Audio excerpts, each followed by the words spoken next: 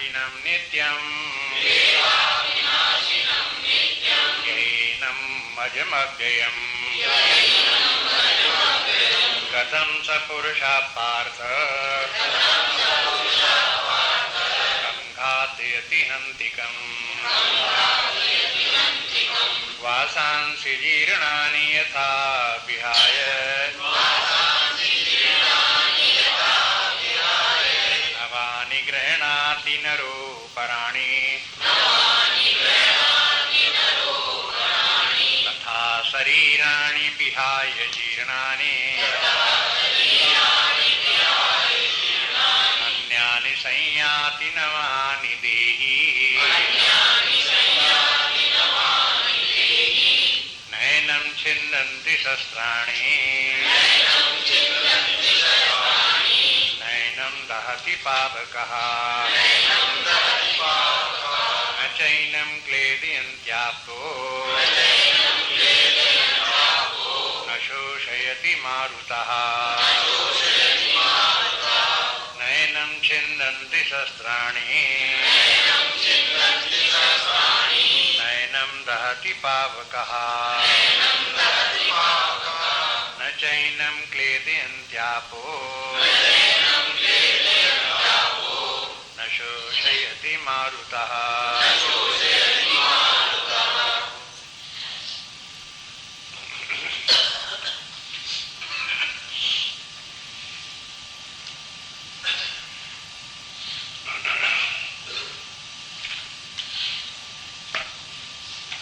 कल देख रहे थे भगवान ने नित्य और अनित्य का भेद करके सत्य और असत्य बताया कि सत्य क्या है असत्य क्या है, और फिर ये बताया कि सारे समष्टि में अगर सत्य और असत्य की परीक्षा करें, उसकी तरफ ध्यान दें, तो ये परमात्मा ही सत्य है और ये उसके अतिरिक्त जो कुछ भाषित होता है वो सब असत्य है। चाहे उसे परमात्मा कहो, ब्रह्म कहो, आत्मा कहो, यहाँ तक कि जीव भी, ये सब अविनाशी है। वही एक तत्व है जो ये सब अविनाशी है, नित्य विद्यमान है, इसका आदि अंत नहीं है। दूसरी ओर शरीर के लिए यहाँ बोलते रहे शरीर विनाशी है, शरीर का नाश होता है, शरीर का ही मरण होता है, लेकिन शरीर से संबंध जो है ये सारा विराट जो विश्व है ये है, ये सबका सब विश्व ये स्वयं भी शरीर की तरह से विनाशी है। उसको देखिए, जैसे व्यष्टि का शरीर ऐसे समष्टि का शरीर। अब तो ये समझना मुश्किल नहीं है, मांडूक्य उपनिषद में देखते आ रहे हैं कि जो जीव जागृतावस्था में है उसे विश्व कहते हैं, तो वैयक्तिक रूप में जो विश्व है वही समष्टि में विश्व वैश्वानर है। व्यष्टि का जो शरीर है स्थूल शरीर, एक शरीर पांच भौतिक शरीर, तो समष्टि का वैश्वानर का शरीर सारा ब्रह्मांड, पांच भौतिक ब्रह्मांड, आकाश से लेकर पृथ्वी के 5 तत्वों से बना हुआ सब ब्रह्मांड भी है, ये सब उसका शरीर है, वैश्वानर का शरीर है। तो शरीर चाहे व्यष्टि का हो और चाहे शरीर समष्टि का हो, ये नाशवान है। ऐसा नहीं कि व्यष्टि का शरीर तो नाशवान है, समष्टि का बना रहेगा। अब ये जरूर दिखाई देता है कि व्यष्टि का शरीर समष्टि के शरीर से ही उत्पन्न हुआ। समष्टि के रूप में जो पंचमहाभूत सामने विद्यमान है, पृथ्वी, जल और अग्नि, वायु इत्यादि, ये सब उसके वैश्वानर का शरीर है, और इसी में से निकल करके अन्न बन करके, अन्न से फिर ये शरीर बन गया, व्यक्तिगत शरीर बन गए लोगों के।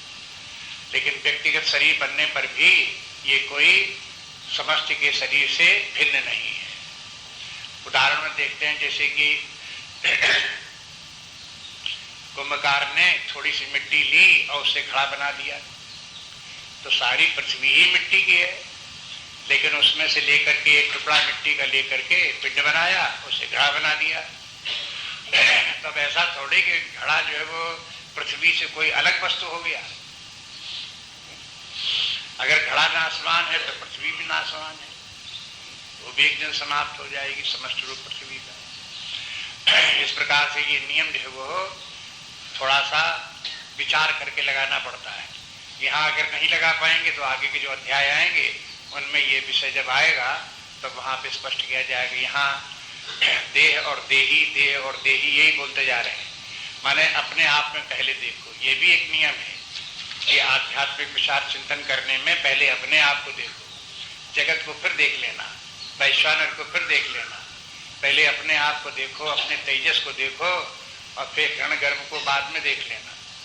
पहले अपने जो है वो प्राज्ञ जो है उसको समझो और फिर ईश्वर फिर बाद में समझ में आ जाएगा। इसलिए जो ये है पहले यही शुरू करते हैं, शरीर को देखो और शरीर में व्याप्त चैतन्य को देखो। दोनों है कि नहीं, चेतना भी है और शरीर भी है। अब इन दोनों के जो लक्षण हैं उनको यहीं अच्छी तरह से बुद्धि में दृढ़ करो। इतने श्लोक बार बार ये हैं कि सब प्रकार से समझा दें कि देखो ये चेतना है, ये आत्मा है, ये नित्य है और जो ये शरीर है ये विनाशी है। अब ये चेतना जीव रूप होकर के एक शरीर छोड़ करके दूसरे शरीर को प्राप्त करती है। इसके माने शरीर के मरने पर, शरीर के नष्ट होने पर ये चेतना या जीव ये समाप्त नहीं हुए, बने रहते हैं, ये भी कह रहे हैं। तो इस बात को भी निश्चय करें कि इस प्रकार से जीव जो है वो हो अविनाशी है। कल जो उदाहरण दिया वासांश जीर्णानि का कि देखो जैसे कोई एक कपड़ा उतार करके दूसरा कपड़ा पहन ले, ऐसे जीव एक शरीर छोड़ करके दूसरा शरीर धारण कर लेता है। अब यहाँ जो है ये है बात जो है एक स्टेटमेंट है कि इस प्रकार का होता है। अगर किसी व्यक्ति को मेरी समझ में तो नहीं आता है तो क्या करें? माने बात तो सत्य यही है कि जीव एक शरीर छोड़ करके दूसरे शरीर में जाता है और इस प्रकार से पुनर्जन्म होता है कि हमें तो नहीं समझ में आता। नहीं समझ में आता तो फिर उसके लिए तर्क देने पड़ते हैं। वे तर्क यहाँ नहीं है। शास्त्र की विशेषता यही है कि ज्यादा तर्क नहीं देते, वे अपना जो है वो जो सत्य बात है वो स्टेटमेंट देते हैं कि ऐसा है। अब उसके बाद में गीता के जो व्याख्याकार हैं उनका काम है कि तर्क ढूंढो और दूसरे लोगों को समझाओ कि ये ऐसा नहीं कि चूंकि तर्क नहीं दिया गया ये तर्कहीन बात है, किसी के मन में ये बात आ गई कि आत्मा नित्य है और शरीर अनित्य है तो बस उसने कह बिरा हो। ये किसी के मन की कल्पना है, ऐसा है ही नहीं, तो ऐसा नहीं समझना चाहिए। यही बात जो ये है इसको दृढ़ता के साथ पक्का करें। सबसे पहली शिक्षा तो अध्यात्म विद्या में यही है कि हम शरीर मात्र नहीं है, इस शरीर में विद्यमान चेतना है और बल्कि हम शरीर नहीं है, वो चेतना ही हम हैं। ये शरीर अनात्मा है। सामान्य व्यक्ति को क्या लगता है, जिसने अध्यात्म की तरफ ध्यान न दिया हो तो प्राकृतिक व्यक्ति को यही लगे कि मैं शरीर हूं बस।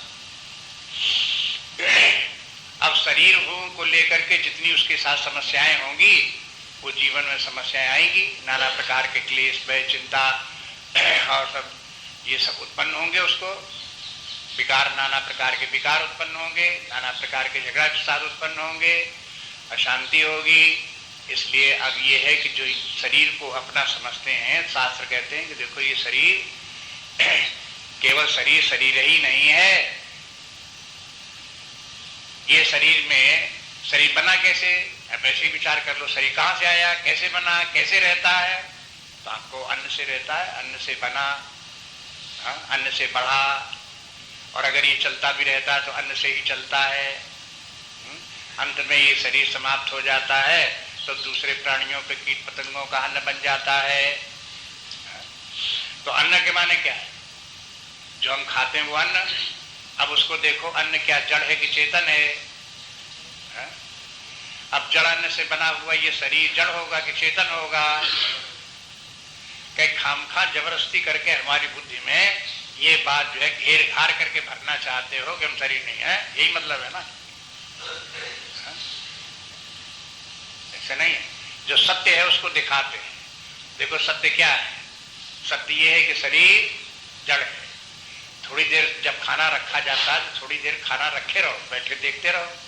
ऐसे थोड़ी जैसे आज सटाक से बदल लो, अरे भाई थोड़ी देर उसे देखो ये खाना जड़ है कि चेतन है, इतना तो विचार करो कि हाथ थाली में रखा हुआ ये जड़ है, जब मुंह में चला जाएगा तो ये क्या चेतन हो जाएगा? अगर इस अन्न से जो अगर रक्त बन गया, अगर मांस हड्डियां बन गई, तो क्या ये चेतन बन जाएंगे? जिसमें चेतना है ही नहीं, जड़ है, उसमें चेतना कहां से आ जाएगी? ऐसे थोड़ी देर विचार करो, फिर विचार करने के बाद तब खा लेना। खाना तो खाना ही है, लेकिन बिना विचारे खा लिया ये भी कोई बात है? लोग बाग बिना ही विचारे खाते रहते हैं। परिणाम ये होता है कि ये भूले रहते हैं कि हम क्या है। वो शरीर को ही अपना रूप समझते हैं, शरीर को चेतन भी माने रहते हैं कि चेतना जो शरीर से ही उत्पन्न हुई है, शरीर की ही चेतना है, ये चेतना का स्वतंत्र अस्तित्व है। ये बात उनकी समझ में नहीं आती, इसलिए विचार करो। अगर ये बात समझ में आ जाए कि चेतना अलग है, शरीर अलग है और दोनों के लक्षण अलग अलग हैं, तो लक्षणों के साथ में ये बात भी है कि बताओ कि शरीर के अधीन चेतना है कि चेतना के अधीन शरीर है? जो लोग ये कहते हैं कि शरीर ही प्रधान है, शरीर से ही चेतना उत्पन्न हुई है, अब देखो उनके इस प्रकार के चिंतन में कहां दोष है?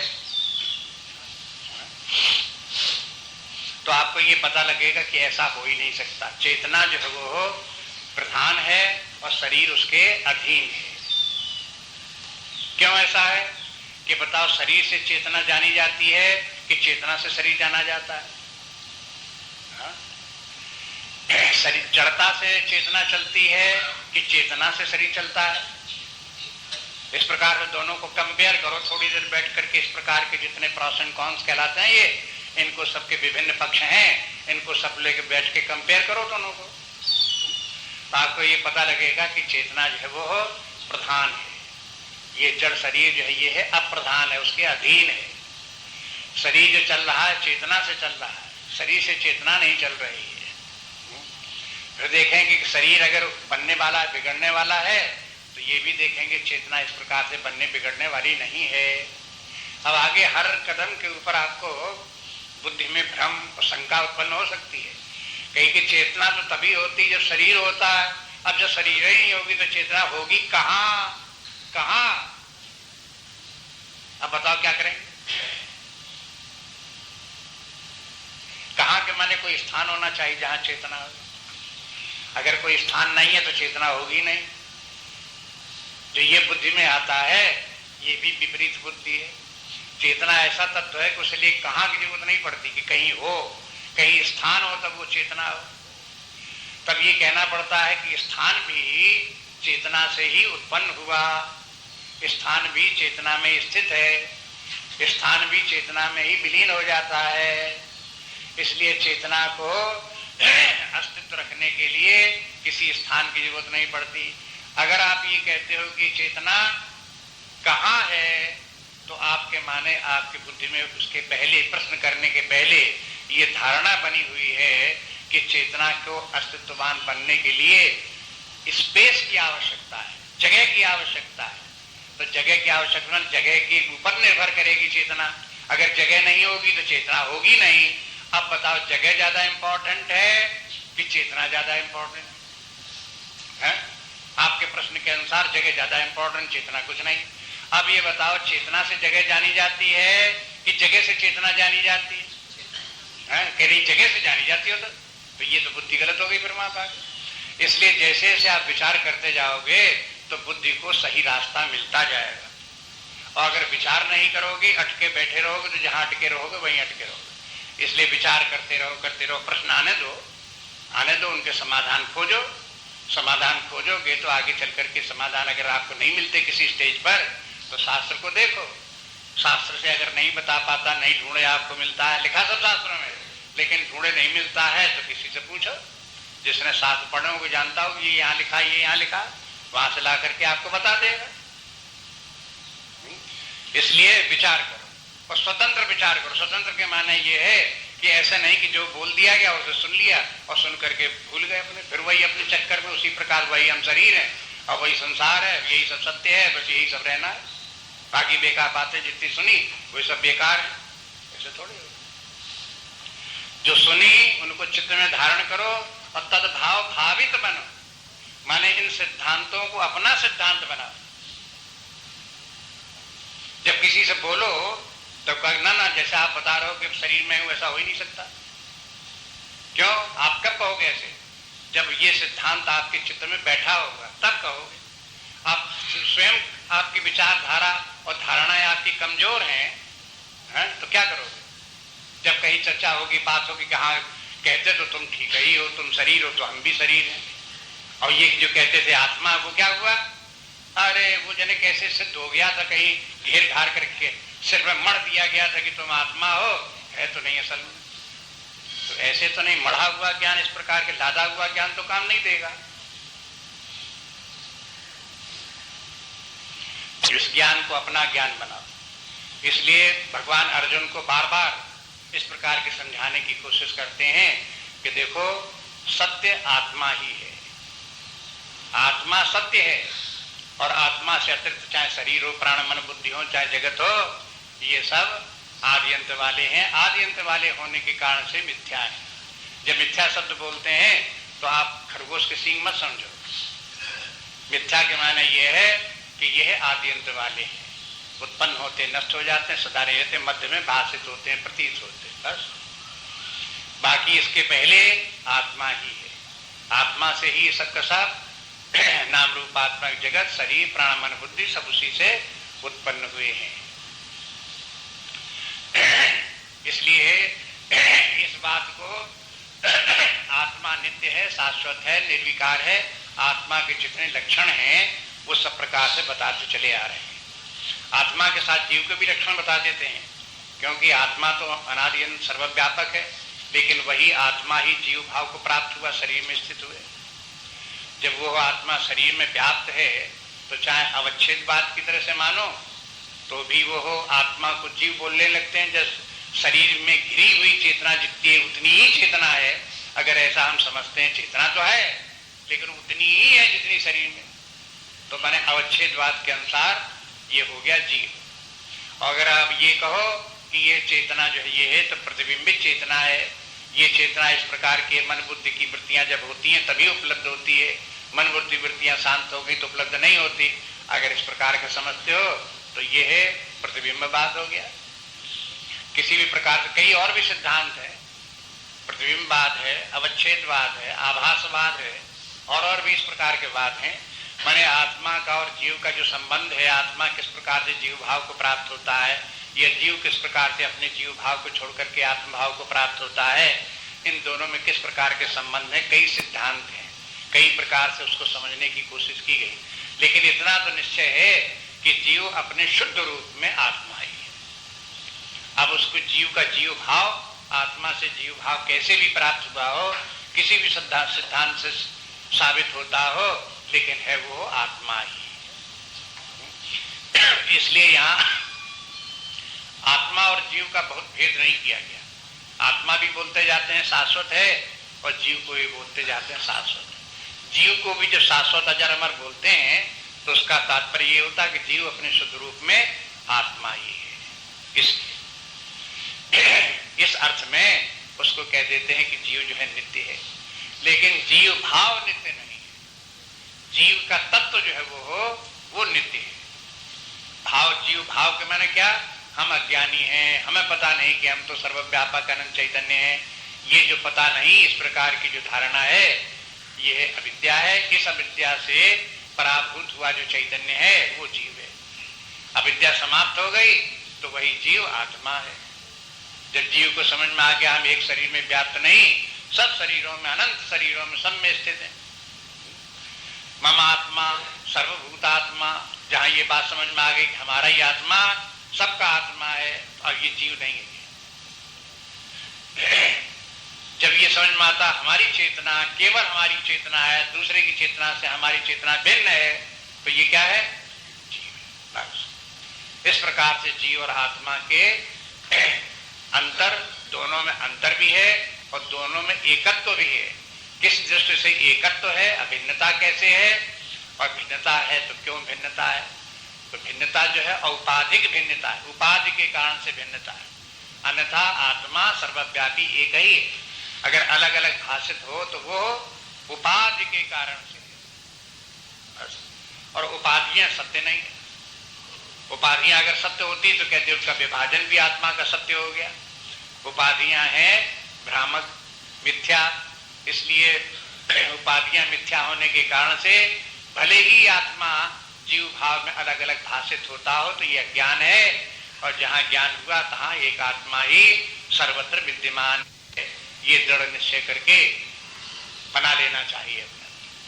तो पहले तो अपने आप में जीव भाव को देखो कि शरीर में व्याप्त जो चेतना है वो नित्य है, शरीर नित्य नहीं है। शरीर छूटता है, जीव शरीर छोड़ करके एक शरीर से दूसरे शरीर में जाता है। और फिर दूसरी बात ये, जब ये जीव समझ में आ जाए तो जीव को भी समझ लो, जीव के साथ में जो उपाधियां लगी हुई हैं, सूक्ष्म शरीर की, कारण शरीर की, कर्ता भाव की, भोक्ता भाव की, ये उपाधियां मिथ्या है। इन उपाधियों को छोड़ करके चेतना को देखो तो चेतना कैसी है? शुद्ध निर्विकार चेतना है, और फिर अनंत चेतना है। वो भी सीमित चेतना नहीं, सर्वव्यापी अनंत चेतना है। तो ये जो अनंत चेतना वही अपना वास्तविक स्वरूप है, उसमें दृढ़ता लाओ। तमाम शास्त्र, तमाम युक्तियां इसीलिए हैं कि भाई कहीं न कहीं किसी न किसी प्रकार से ये बात समझ में आ जानी चाहिए और चित्त में बैठ जानी चाहिए। जब तक ये चित्त में न बैठ जाए तब तक आप सब शास्त्रों को देखते रहो, सुनते रहो, देखते रहो, सुनते रहो। अब इसी प्रकार से अब उसी चेतना के लिए फिर कहते हैं, देखो इसमें एक लक्षण, ये चेतना अविनाशी है। ये बात सिद्ध करने के लिए एक पूरा श्लोक ही दे दिया। बराबर ये देखो कि ये चेतना आत्मा अविनाशी है, इसका किसी प्रकार से विनाश हो ही नहीं सकता। न इसका विनाश अपने आप से हो सकता है, और न कहीं यह आत्मा से भिन्न जो अनात्म तत्व है, मिट्टी है, पानी है, अग्नि है, वायु है, इस प्रकार के जो तत्व हैं, ये तत्व भी इसका विनाश नहीं कर सकते। इनके द्वारा बनाए गए अस्त्र शस्त्र भी आत्मा का विनाश नहीं कर सकते। अब वहां देखो युद्ध क्षेत्र था, कुरुक्षेत्र के मैदान में दोनों तरफ की सेनाएं थी, लोगों के पास बहुत बढ़िया बढ़िया बाण थे, धनुष चलाते थे, बाण छोड़ते थे। बाणों में भी बात ये थी कि कोई बाण चला दे तो पानी ही पानी बरसने लगे, कोई बाण चला दे तो आग ही आग बरसने लगे, कोई बड़ा बाण चला दे तो आंधी तूफान आ जाए, कोई बाण चला दे तो उसमें जो है काट छांट करके जो है उनसे धर दे सबको। इस प्रकार के बाण, कई प्रकार के बाण थे, जहां जिस प्रकार की जरूरत पड़ती थी उस प्रकार के बाण चला दिए। एक व्यक्ति ने बाण मारे मारे एक दूसरे बाण काटता चला गया, काटता चला गया, काटता चला गया। तो दूसरे व्यक्ति ने देखा कि बाणों के काटने से काम चलता नहीं है, तो उसने क्या किया कि ऐसा बाण मार दिया कि आग लग गई, आगे ही आग बरसने लगी। जैसे आजकल बंदूक चला दो, तोप चला दो, बम का गोला डाल दो, आगे ही आग पैदा हो गई। तब दूसरे ने क्या किया कि चाहे जितनी तुम आग डालो, हमारे पास पानी ही पानी खूब है। उसने एक बाण चलाया, पानी ही पानी बरसने लगा, सब आग ठंडी हो गई। तो अब देखो, एक तरफ से बाण जो है वो उसके कांटे नहीं कटते तो आग लगा दी, आग लगा दी तो दूसरे ने पानी डाल दिया। तो ये सब लीला कहाँ होती है? भौतिक जगत है। यहाँ पर ये सब भौतिक, पृथ्वी, जल, अग्नि, वायु, ये सब भौतिक तत्व हैं, और ये सब एक दूसरे की काट छांट कर सकते हैं, एक दूसरे को बना बिगाड़ सकते हैं, किंतु इनका किसी का प्रभाव आत्मा पर नहीं पड़ता।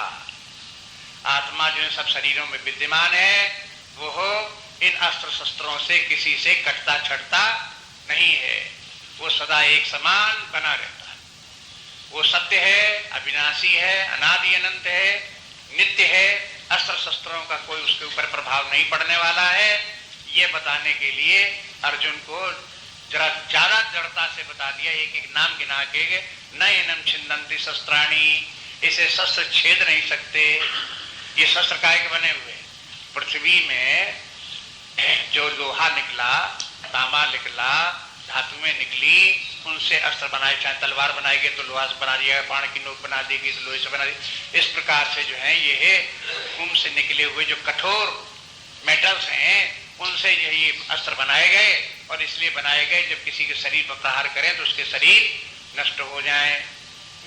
तो ये बोले कि देखो, शरीर भले ही नष्ट हो जाए, लेकिन जो चेतना है, आत्मा है, उसके ऊपर इन कठोर शस्त्रों का, लोहे के बने इस प्रकार के स्टील के बने, चाहे जितने मजदूर, चाहे जितने धारदार हों, चाहे जितने ये काट छाट अपनी जगत में करते हों, लेकिन आत्मा के ऊपर उनका कोई प्रभाव नहीं पड़ता। फिर पहले नयनम दहति पावकः। अब देखो कि युद्ध भूमि में अग्नि बाण भी चलेंगे, अग्नि बाण से भी क्या जलेगा भाई? लोगों के अस्त्र शस्त्र जल जाएं, रथ जल जाएं, सवारियां जल जाएं, व्यक्ति जल जाएं, ये तो सब हो सकता है, लेकिन आत्मा इनके द्वारा जो है वो जलने वाला नहीं है। अग्नि से आत्मा नहीं जलता, कभी प्रभाव वहां तक नहीं पहुंचता। ऐसे ही न चैनम क्लेदयंत आपः, आपः मन जल, जल भी इसको न क्लेदयंत मन इसको भिगो नहीं सकता, सड़ा नहीं सकता, गला नहीं सकता। जैसे पानी डाल दो तो अग्नि लगी हो तो आग बुझ जाए, अब ऐसे करके कहो कि ये पानी बरसा दो, इतना ज्यादा पानी कर दो जिससे आत्मा मर जाए, गल जाए, सड़ जाए, नष्ट हो जाए, तो कुछ उसमें होने वाला नहीं, पानी का प्रभाव उसके ऊपर पड़ने वाला नहीं। इसी प्रकार न शोषयति मारुतः, मारुता माने वायु, वायु सुखा देता है। पानी है बरसा, हवा चला दी, आंधी चला दी, पानी सूख गया। अभी कहते हैं मारुत जो है वो सुखा नहीं सकता वायु, उसे आत्मा फिर जो है इनका चारों का प्रभाव नहीं पड़ता। आप जानते हो 4 महाभूत नहीं बल्कि 5 महाभूत हैं, लेकिन भगवान ने चार ही का नाम लिया है? शायद श्लोक छोटा पड़ रहा हो, आकाश का नाम नहीं लिया। कहीं कि देखो आकाश, आकाश तो सब लोग जानते हैं कि आकाश न किसी की काट छांट करे, न मारे काटे, वो तो केवल स्पेस प्रोवाइड करता है कि भाई तुम्हें पृथ्वी बनानी है तो पृथ्वी बनी धरी रहेगी इसी आकाश में, ये तो आकाश कर देता है। लेकिन आकाश पृथ्वी को न बनावे, न आकाश पृथ्वी को नष्ट करे, बस स्पेस प्रोवाइड करता है। जैसे कमरा बना दिया, आप इसमें रहो, चाहे सामान धरो, स्पेस हो गई आपको।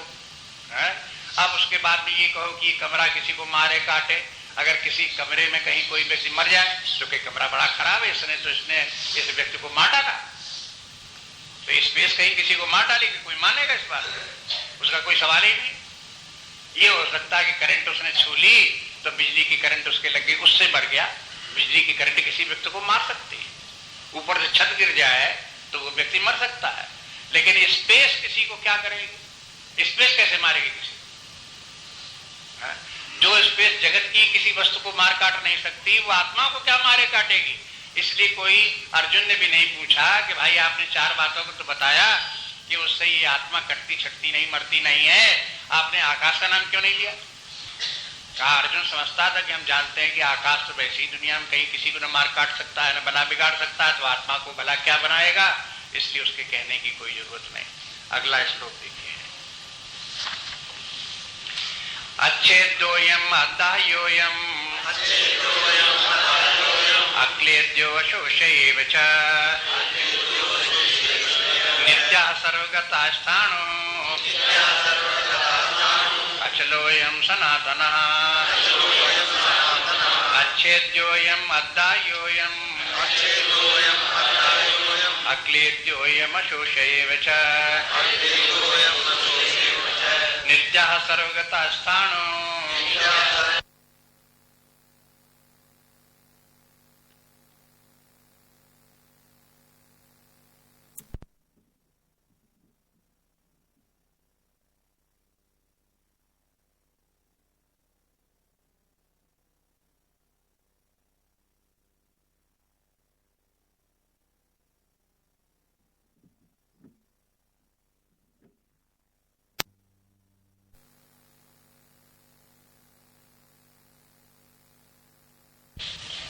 मरने वाला नहीं है, टूटने फूटने वाला नहीं है, नष्ट होने वाला नहीं है।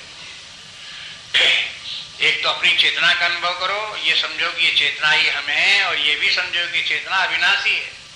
जिस व्यक्ति को समझ में आ जाएगा कि चेतना अविनाशी है तो क्या समझ में आ जाए कि हम अमर हैं कि नहीं है, कि मरने वाले हैं? अमर ही है। अगर चेतना ही हम हैं और चेतना अविनाशी है, वो अविनाशी है, तो अविनाशी के माने हम अमर हैं, मरने वाले नहीं है। मरने वाला फिर कौन है? इस चेतना के अतिरिक्त जो है वो शरीर जो है वो तो मरने वाले हैं, और शरीर तो मरने वाले हैं, और मारो तो भी मरने वाले, न मारो तो भी मरने वाले। वो तो मरने वाले हैं ही, इसलिए वो उनकी गति ही दूसरी है। इसलिए पहले ये निश्चय करो कि आत्मा अविनाशी है, नित्य विद्यमान है। अब अभी चर्चा इस बात की नहीं है कि देखो आत्मा और शरीर के बीच में एक और झंझट, बीच में एक अहम खड़ा हुआ है। वो ये कह, एक तरफ जो है वो चेतना को भी पकड़े हुए है और दूसरी तरफ शरीर को भी पकड़े हुए है। उस अहम के ऊपर एक तरफ परछाई पड़ रही है चेतना की और दूसरा तरफ परछाई पड़ रही है शरीर की। ऐसा अहम है। अब बताओ ये अहम कैसा है, शरीर जैसा है कि आत्मा जैसा है? ये अहम अपने आप को चेतन भी मानता है और ये अहम अपने आप को शरीर भी मानता है। अब ये जो ऐसा अहम है ये विचित्र अहम है, न ये चेतन है न ये जड़ है, एक भ्रांति है और भी अधिक भ्रांति है ये अहम। लेकिन शरीर व्यक्ति के लिए उतनी समस्या नहीं होती जितनी की समस्या ये अहम की होती है। इससे पता चलता है जितना अधिक गहरा भ्रम होगा समस्या उतनी ही।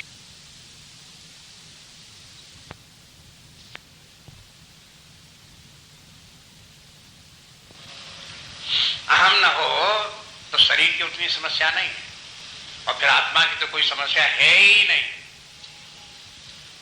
अपने स्वरूप को अगर जानते हैं तो समस्या नाम की कोई वस्तु दुनिया में उसके लिए है ही नहीं। लेकिन जहां भूल गए अपने आत्मा को, समझ लिया शरीर और शरीर के साथ शरीर ही नहीं बल्कि अपने आप को अहम करके मान लिया, तो बस वहीं से सारी समस्या हो गई।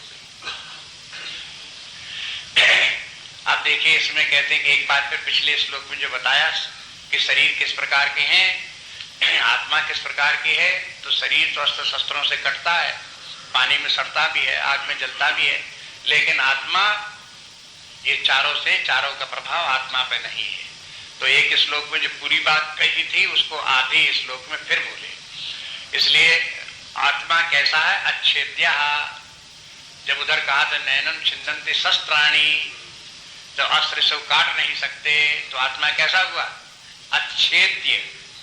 माने जैसे काटना, छेदना माने काटना, जो काटा न जा सके ऐसे लक्षण वाला आत्मा है अच्छेद्य आत्मा।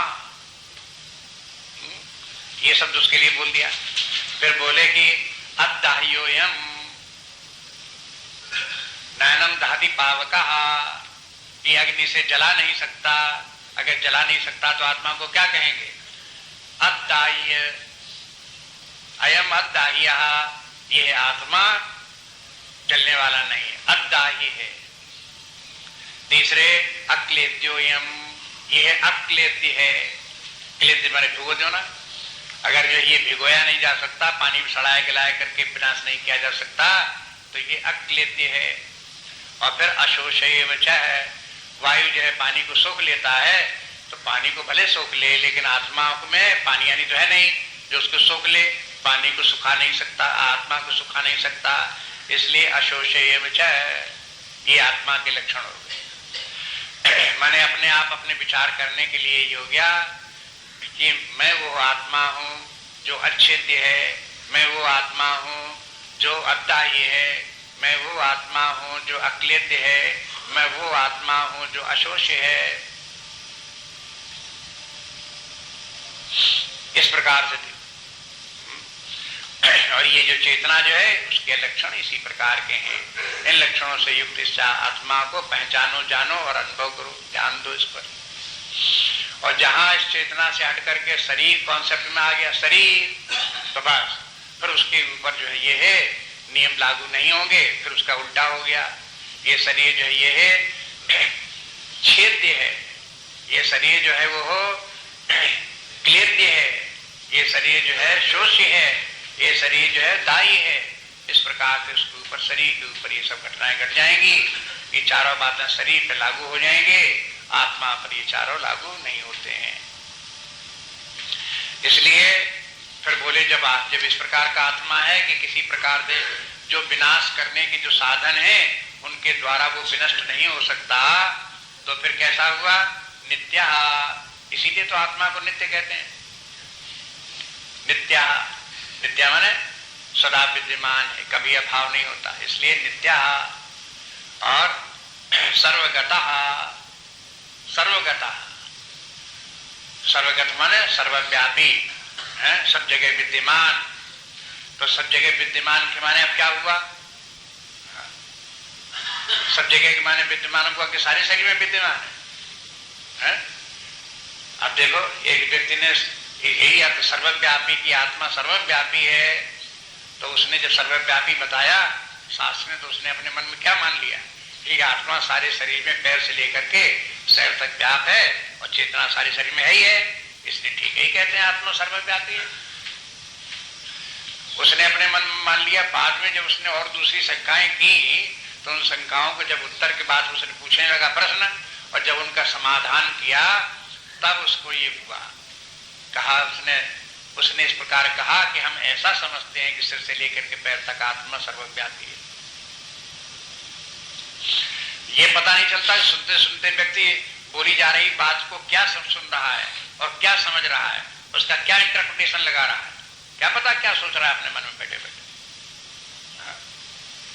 जब उससे व्यक्तिगत रूप में बातचीत हुई तब उसका रहस्य निकला कि वो तो समझता है कि सर्वव्यापी के माने सारे शरीर में व्याप्त। अरे कहा सारे शरीर में व्याप्त नहीं, सारे ब्रह्मांड में व्याप्त, सारी सृष्टि में व्याप्त। और अगर इस ब्रह्मांड के अतिरिक्त और भी 10, 20, 50 लाख 2 लाख ब्रह्मांड हो तो उन सब में भी व्याप्त, ऐसे व्यापकता, तब सर्वव्याप्त हुआ, तब सर्वगत हुआ। कोई इतने से सर्वगत हो गया कि आपके शरीर में व्याप्त तो सर्वगत हो गया। सर्व के माने शरीर ही पाती की ऐसे जो इंटरप्रिटेशन लगा। क्यों? क्योंकि व्यक्ति का देहाभिमान तो छूटा नहीं, आत्मज्ञान उसमें घुसने की कोशिश करने लगा। तो परिणाम क्या हुआ कि शरीर भरे में ही आत्मा दिखाई दिया। जब वो शरीर भाव छूटे, शरीर जैसी भी कोई वस्तु है और फिर आत्मा को देखे तो आत्मा की अनंतता सूझे, नहीं तो शरीर झट से आत्मा को लिमिट कर लेता है। देखो साइकोलॉजी इस प्रकार की, मनोविज्ञान। अगर शरीर भाव यत्किंचित बना रहा और फिर आत्मा को जब जानने की कोशिश करेंगे तो ये तो मान ली कि आत्मा चेतन स्वरूप है, चेतना है, लेकिन बस वो चेतना शरीर भर में ही व्याप्त रह जाएगी। उसी को सर्वगत मान लो चाहे कुछ मान लो। ये भी मान लिया कि आत्मा अविनाशी है, सारे शरीर में व्याप्त है, उतनी आत्मा वो चेतना अविनाशी है। बस क्या जरूरत है कि उस आत्मा को हम और दूर दूर तक व्यापक माने? ऐसे करके बुद्धि शरीर भाव होने के कारण से गलत इंटरप्रिटेशन लग जाते हैं। इसलिए कहते हैं कि देखो आत्मा जो नित्य है और सर्वगत है, और फिर स्थाणु अचलो एवं, ये स्थाणु है और अचल है। स्थाणु के माने जहां है वहां हिलता डुलता नहीं। स्थाणु के माने देखो, स्थाणु के माने क्या है? मान लो जैसे एक ठूंठ हो, स्थाणु पुरुष कहलाता कभी कभी। स्थाणु पुरुष, ये उदाहरण भ्रांति का एक उदाहरण ये भी है, जैसे मृग मरीचिका, रस्सी का सांप। इसी प्रकार से स्थाणु पुरुष, स्थाणु पुरुष के माने क्या? सड़क पर चले जा रहे हैं और फुटपाथ के ऊपर एक पेड़ का तना खड़ा हुआ है, पेड़ तो कटकटा गया, तना मात्र रह गया। तो तना क्या है? स्थाणु। और स्थान जो वो हो अंधेरे में लगा कि कोई एक आदमी खड़ा हुआ है, पुरुष का भ्रम हो गया, तो उसे कहेंगे स्थान पुरुष। स्थाणु में, उसमें स्थाणु से क्यों कहते हैं? है तो तना, स्थाणु क्यों है? स्थाणु के माने वो स्थिर खड़ा हुआ है, हिलता डुलता नहीं। शाखाएं पेड़ थे तब तक तो शाखाएं हिलती थी, पत्ते हिलते थे, उसमें फूल फल जो कुछ हो वो भी सब हिलते थे। लेकिन जब तना तना रह गया, शाखाएं सब कट गई, तब तना तो जैसा कि तैसा एकदम सीधा खड़ा हुआ है, न इधर ही ले न उधर ही ले। तो जब उसमें अपने आप अपने भीतर गति नहीं होती तब उसे कहते हैं स्थान।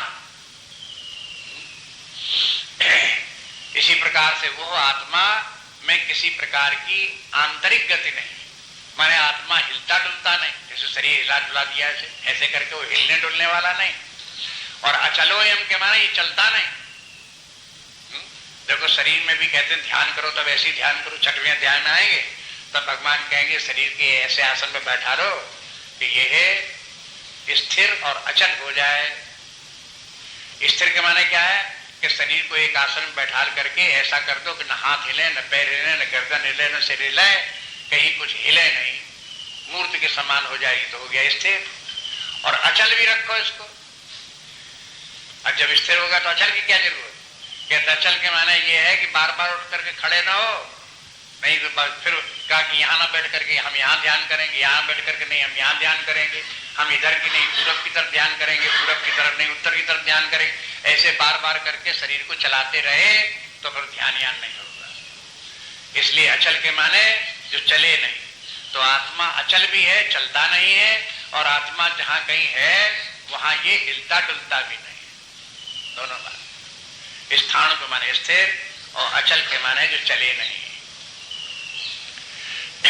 अब ये आत्मा जो स्थान और अचल है ये जीव के लिए नहीं है, जहां इस चेतना ने सूक्ष्म शरीर कारण शरीर से तादात्म्य किया, वासनाओं से तादात्म्य किया, कर्ता भोक्ता भाव से तादात्म्य किया तो जीव हो गया। और जीव हो गया तो एक शरीर छोड़ करके दूसरे शरीर में संयाति नवानि देही, संयाति फिर जाने लगा, फिर वो एक शरीर छोड़ करके दूसरे शरीर की यात्रा भी करने लगा। इसलिए शास्त्र को स्पष्ट करने के लिए कौन बात कहां की कही जा रही है इसको ध्यान रखें। जीव ये स्थान और अचल नहीं है, आत्मा स्थान और अचल है, क्योंकि आत्मा जो है आकाश की तरह सर्वत्र विद्यमान है। जो अब देखो पृथ्वी चले, सूर्य चले, नक्षत्र चले, तारा चले, कोई चले न चले, वो तो हो सकता है कि कभी चलेंगे कभी नहीं चलेंगे, लेकिन आकाश को क्या है? आकाश क्या चलेगा? ये आकाश हिलेगा?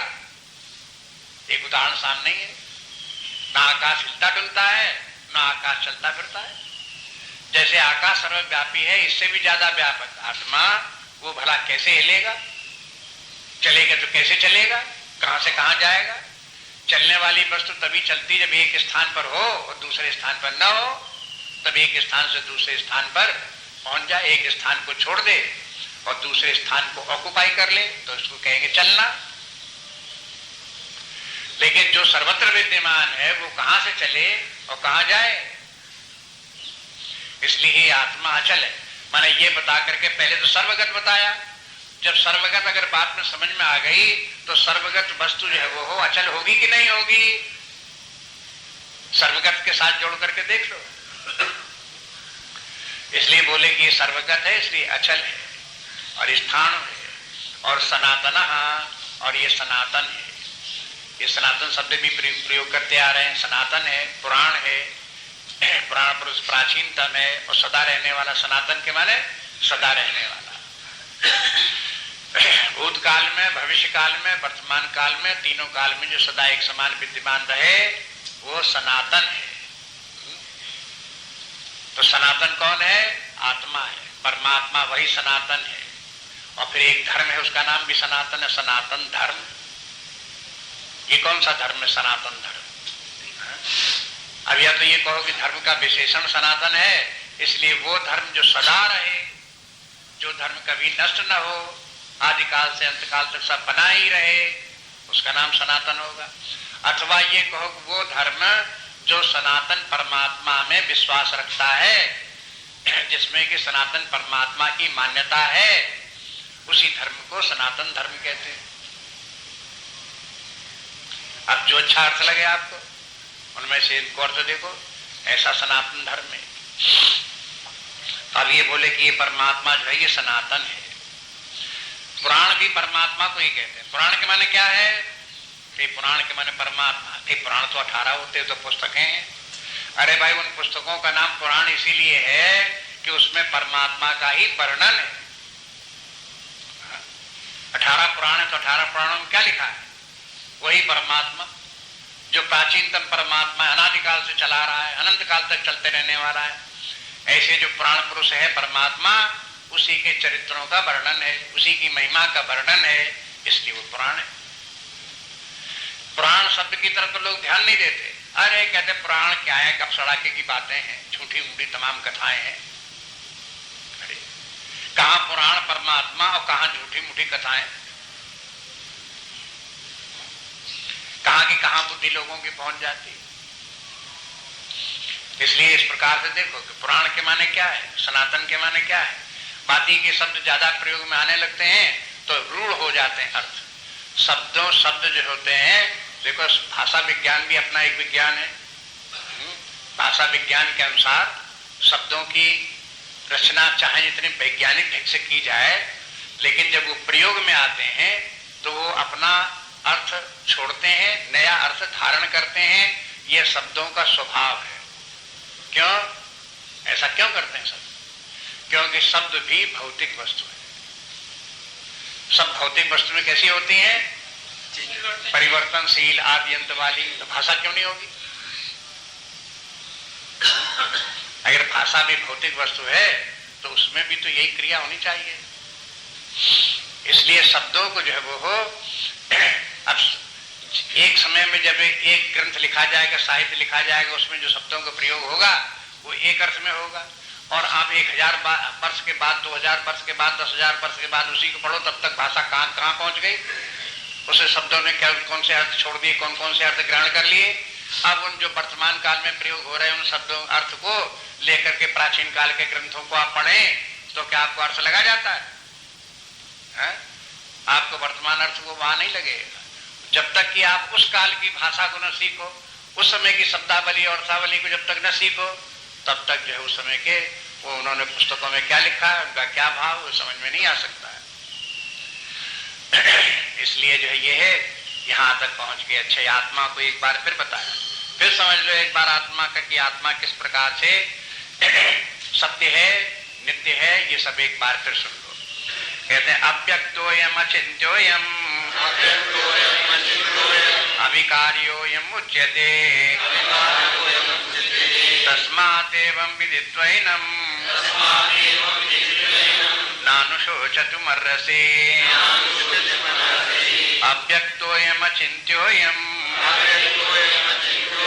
अविकार्योयम उच्यते तस्मादेवं विदित्वैनं नानुशोचतुमर्हसि।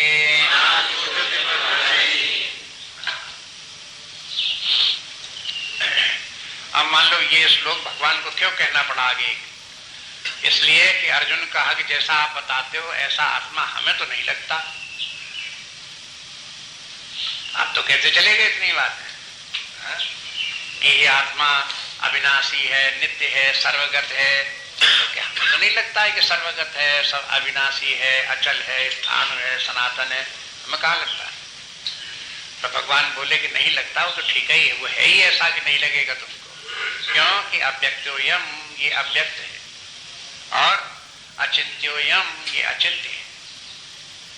अव्यक्तोयम के माने इंद्रिय ग्राही नहीं है। आप आंखों से इस आत्मा को जैसा हमने बताया, यही लक्षण आत्मा में अपनी आंखों से या इंद्रियों से किसी से जानना चाहो तो ये ऐसा उपलब्ध तुमको नहीं होगा, क्योंकि ये अव्यक्त है। अव्यक्त उसे कहते हैं जो इंद्रिय ग्राही न हो, वो अव्यक्त है। और अगर वो इंद्रिय ग्राही हो जाए वही व्यक्त, तो व्यक्त हो गई। व्यक्त अव्यक्त का अंतर केवल इतना, अव्यक्त माने इंद्रिय ग्राही न हो, व्यक्त के माने जो इंद्रिय ग्राही हो। केवल आंखें की बात नहीं कहते, वैसे बोलेंगे तो ये कहेगी जो न दिखाई दे वो अव्यक्त, जो दिखाई दे वो व्यक्त। लेकिन एक दिखाई देने की बात नहीं, समस्त इंद्रियों की बात। नेत्र इंद्रिय के साथ पांचों ज्ञान इंद्रियों को जोड़ लो, जो इंद्रिय ग्राही न हो वो अव्यक्त, जो इंद्रिय ग्राही हो वो व्यक्त। इसलिए आत्मा इंद्रिय ग्राही नहीं है, तो आप आंखों से, कानों से, नाक में इत्यादि जो इंद्रियां हैं, इनके द्वारा आपको ये आत्मा के लक्षण जानना चाहो, पकड़ना चाहो तो आपको नहीं मिलेगा। आप चाहो कि हमें आंखों से दिखाई दे कि आत्मा नित्य है तो नहीं दिखाई देगा। आप चाहो कि हमें अपने कानों से दिखाई देगा आत्मा सनातन है तो सुनने में तो नहीं सुनाई देगा। ये आत्मा जो है ये इस प्रकार से अव्यक्त है। और दूसरे अचिंत जब बोलते हैं तो चिंतन करना बुद्धि का लक्षण है, और ये अचिंत्य है कि माने बुद्धि के भी परे है, बुद्धिग्राही नहीं, इसलिए ये अचिंत्य है। लेकिन आप कहोगे बस अगर ये आंखों से नहीं दिखाई देने वाला है और बुद्धि के द्वारा ग्राह्य नहीं है तो सीधे सीधे कह दो ये है ही नहीं है। अरे साहब नहीं, ऐसे कैसे कहते हैं? फिर भी यही, फिर कैसे है कि देखो इंद्रियां जिस चेतना से कार्य करती हैं वो चेतना आत्मा है, जिसके बिना इंद्रियां कार्य नहीं कर सकती वो आत्मा तो है ही है। जिस चेतना के बिना बुद्धि कार्य नहीं कर सकती वो चेतना तो है ही है। इसलिए जो इंद्रियों का भी कारणभूत है, जो बुद्धि का भी कारणभूत है, जो इन दोनों का, इंद्रियों का और बुद्धि का दोनों को प्रकाशक है, इंद्रियां न भी हो तो भी वो विद्यमान है, बुद्धि न भी हो तो भी वो विद्यमान है, इस प्रकार की जो चैतन्य सत्ता है वो इंद्रियों के लिए अव्यक्त है, बुद्धि के लिए अचिंतनीय है, लेकिन फिर भी वो इन दोनों लक्षणों से अलग होकर के अपने आप अपनी सत्ता में विद्यमान है। फिर कहते हैं ये अभिकार्योयम उच्यते, इसको अभिकारी कहते हैं। अभिकारी क्यों कहते हैं? कि जो व्यक्त है वो विकारी है, जो चिंत्य है वो विकारी है। इसलिए जब बताइए अव्यक्त है और ये अचिंत्य है, क्यों ऐसा है? क्योंकि ये अविकारी है, विकारी नहीं है।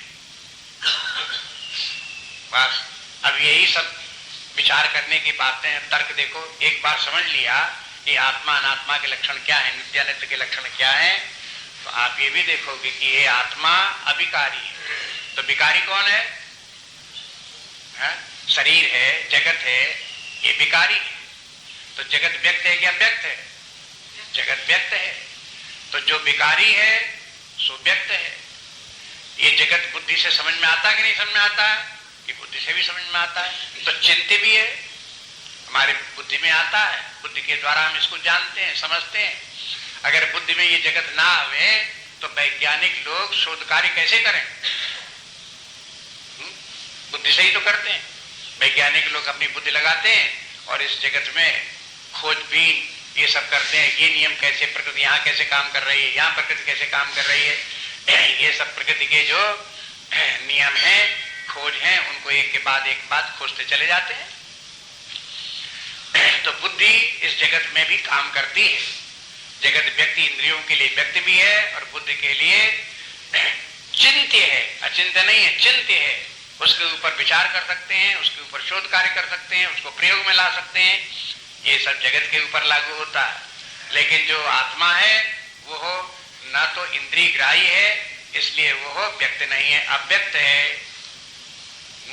और अव्यक्त है माने अविकारी है। आत्मा अविकारी है और अव्यक्त है और इसीलिए वो अचिंत्य भी है। बस एक ये भी अंत में ये बात बतानी बहुत आवश्यक थी, क्योंकि आत्मा को कैसे जाना जाए। जब प्रश्न ये आया कि आपने तो बता दिया सर्वगत इत्यादि है, सनातन आदि है, लेकिन हमको कैसे मालूम हो कि ये सनातन है, हमको कैसे मालूम हो कि ये नित्य है? जो कुछ आप बताते जा रहे हो ऐसा ही है, कैसे सिद्ध हो? तो कहते ऐसे सिद्ध हो।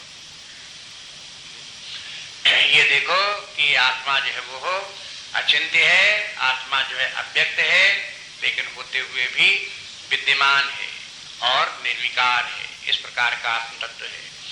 अब इसके माने यहीं से भगवान ने भी यहीं से इस बात को पकड़ लिया है और आगे अंत तक 18वें अध्याय तक बोलते जाएंगे। जगह जगह जहां आत्मा की बात आएगी कि भाई दो प्रकार की वस्तुएं हैं, एक विकारी है, एक अविकारी है, एक परिवर्तनशील है, दूसरी अपरिवर्तनशील है, एक नित्य है, दूसरी अनित्य है। इन्हीं लक्षणों के द्वारा आत्मा को पहचानो।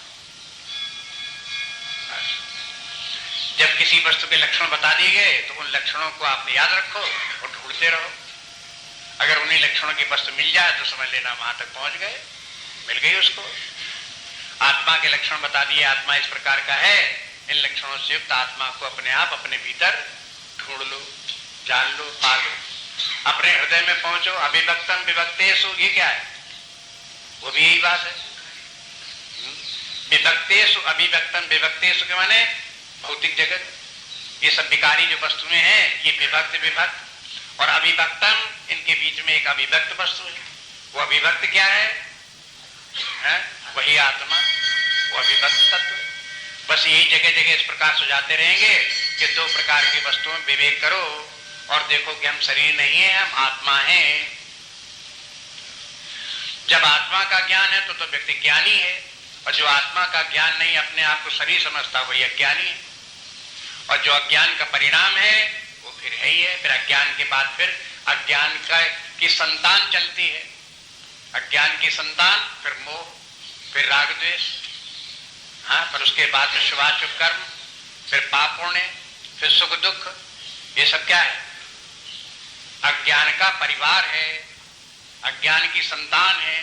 और फिर जैसे एक पिता के दो पुत्र हुए और उन दो पुत्रों के चार चार पुत्र हुए और हर पुत्र के छह छह पुत्र हुए, आखिर परिवार कितना बड़ा हो गया है? 100-200 हो गए उस परिवार में है? इसी प्रकार से अविद्या का भी परिवार चला तो एक के दो हुए, दो के 6 हुए, 10 हुए, 1000 हुए। तो जीवन में जो समस्याएं, 1000 समस्याएं हैं, वो सब का सब एक बहुत बड़ा परिवार है। किनका? अविद्या का। जब तक व्यक्ति उसी अविद्या में पड़ा रहेगा तब तक उसके पीछे अविद्या का परिवार चारों तरफ से उसे घेरे रहेगा। इसलिए कहते हैं तस्मात् एवं विदित्वैनम। फिर भगवान कहते हैं इसलिए इस व्यक्ति को, इस तत्व को जानो। विदित्वैनम नानु सोचति मर्रसि। फिर कोई व्यक्ति फिर सोच नहीं कर सकता, माने उसको फिर दुख नहीं हो सकता। माने जिसने इस आत्मा को पहचाना, आत्मा को जाना, माने उसका अज्ञान मिटा।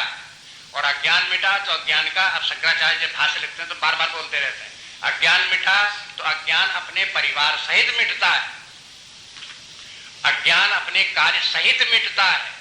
ऐसा नहीं कि अज्ञान मिट गया लेकिन फिर भी वो बना हुआ है और फिर भी दुख बने हुए हैं, ऐसे कैसे बने रहेंगे? कहते हैं अज्ञान के साथ साथ ये सब के सब मिट जाते हैं।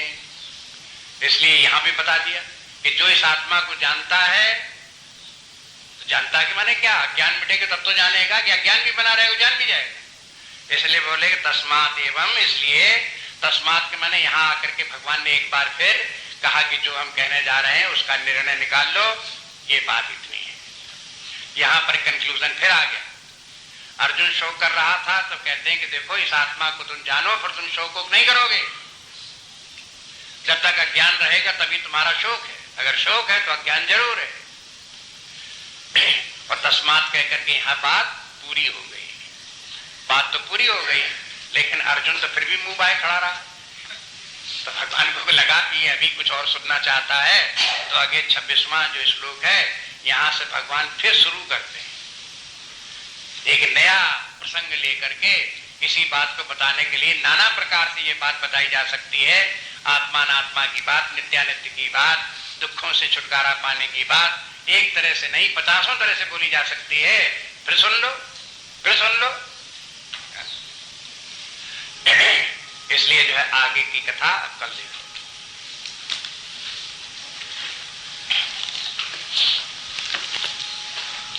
श्री जय जय